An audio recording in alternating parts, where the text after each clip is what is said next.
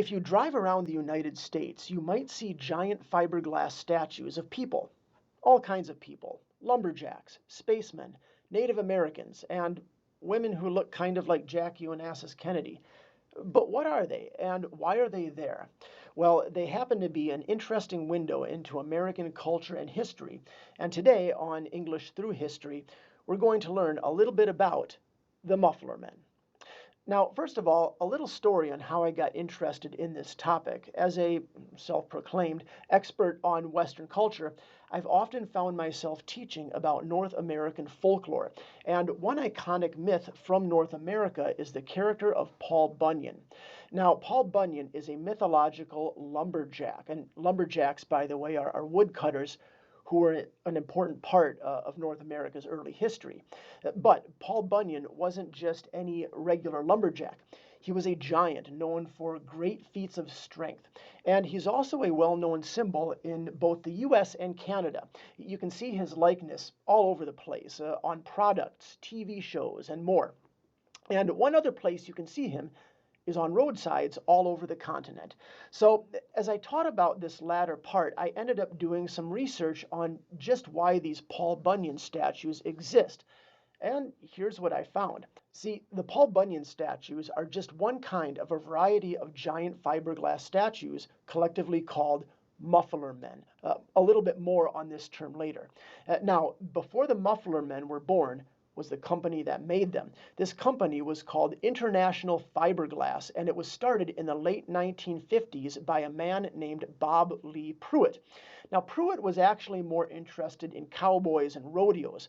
He wanted to advertise a trailer that he had, so he made a fiberglass horse to stand in that trailer. Well, it turned out that a lot of people really liked that fiberglass horse, and they started requesting Pruitt to make them fiberglass animals for their own advertising needs.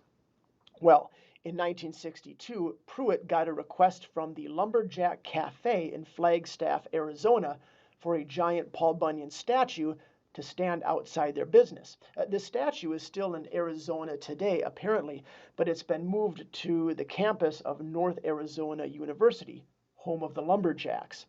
Anyway, it turned out that Pruitt was a cowboy at heart, not a giant fiberglass novelty vendor. So in 1963, he sold the business to a boat maker named Steve Dashew. See, certain boats are made out of fiberglass, and so Dashew had some experience working with that material.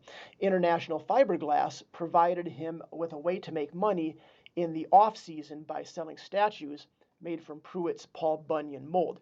And apparently, the statues started to become popular. Apparently, they brought business to, well, businesses. However, not everyone wanted a Paul Bunyan statue, and it could be a little expensive to custom make other kinds of statues and molds.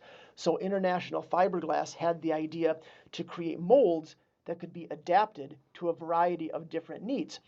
That's why if you look at pictures of Muffler Men, you might see spacemen, football players, and even Alfred E. Newmans, all with similarly shaped hands holding a variety of objects, from axes to mufflers.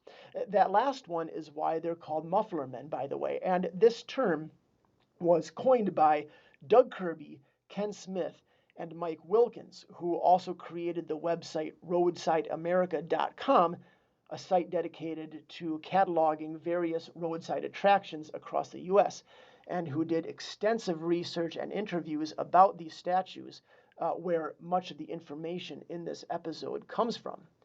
But International Fiberglass made a lot of other things too, like a giant dinosaur for a Sinclair gas station. They also made figures called Uniroyal Gals, which were made to advertise the Uniroyal tire company. So whatever happened to International Fiberglass and its Muffler Men? Well, International Fiberglass closed down in 1976. While being a fiberglass figure salesman sounds like a job full of adventure and romance, it turns out that it requires a lot of traveling. Dashew had recently gotten married by that time, and he wanted to minimize the amount of time he spent away from home. Additionally, times were changing. gas was more expensive, which meant that people were traveling on the road less. And furthermore, America's taste and style were changing as well. Things like giant novelty statues were seen as tacky and outdated. After all, this was the era of the pet rock and leisure suits, but people were much more sophisticated. And so International Fiberglass closed its doors, and the molds for the Muffler Men were destroyed. So that was the end of that. But not entirely. You see, lots of Muffler Men still exist. Some of them can still be seen today, and there are others who have been broken or damaged. But as people come to appreciate the snapshot into American history and culture that the Muffler Men provide, there have been efforts to restore and repair the Muffler Men.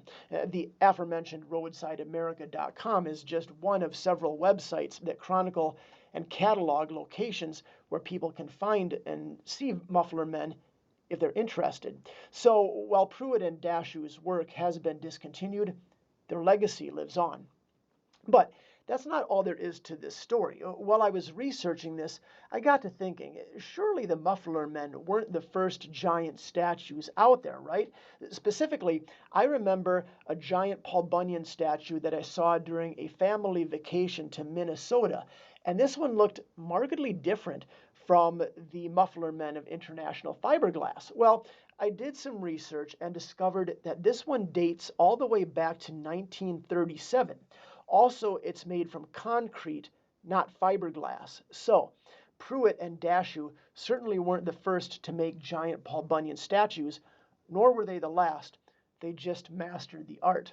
But then there are the Big Boy statues. Now, Big Boy is a restaurant franchise that started in the 1930s.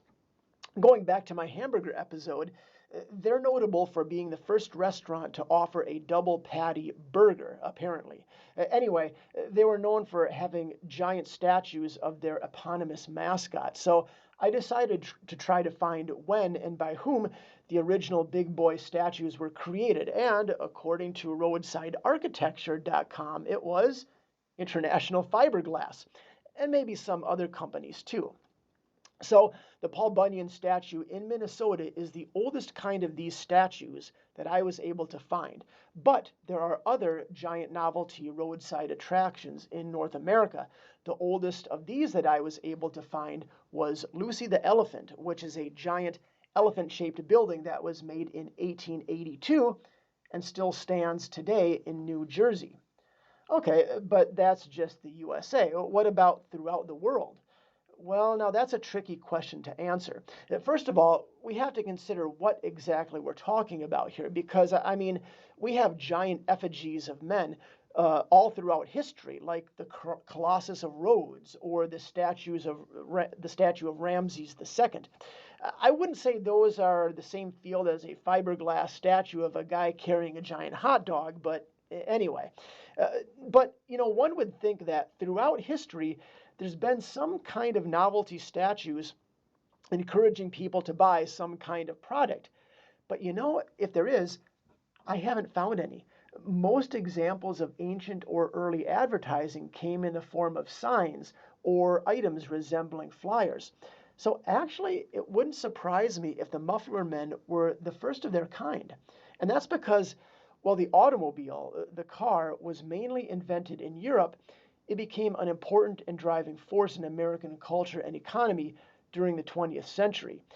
It should be noted, by the way, that most of the Muffler Men are located on historic Route 66, which are the remains of one of the first highways in America. It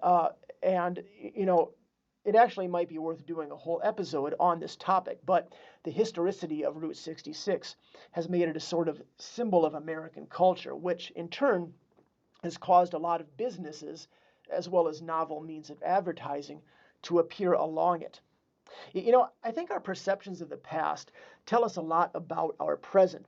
It's interesting that in the age of technology, when more of our business is conducted from out of our own homes, there's been renewed interest and preservation efforts of these relics. Relics from a more analog time when people had to spend more time traveling and when things had to be made from molds rather than 3D printers. Regardless of how comfortable times become, there will always be interest in the artifacts of yesteryear. Thanks for watching, and I'll see you next time.